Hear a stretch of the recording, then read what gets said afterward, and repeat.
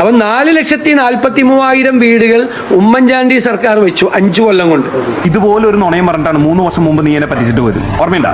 നക്ഷത്ര ചിഹ്നമിടാത്ത ചോദ്യം 3204 മുഖ്യമന്ത്രിയോട് കോടിയേരി ബാലകൃഷ്ണൻ ഒരു ചോദ്യം ചോദിച്ചിരുന്നു. കൂട്ടി നോക്കുമ്പോൾ 4 ലക്ഷം പോയിട്ട് 4000 പോലുമില്ല.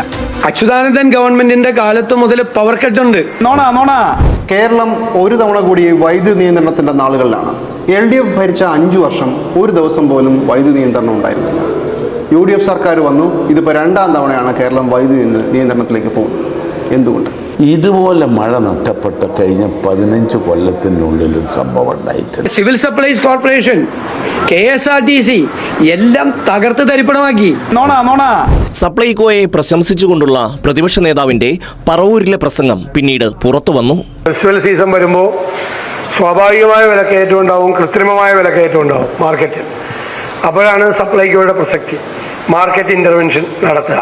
സാധനങ്ങളൊക്കെ എല്ലാം വന്നു.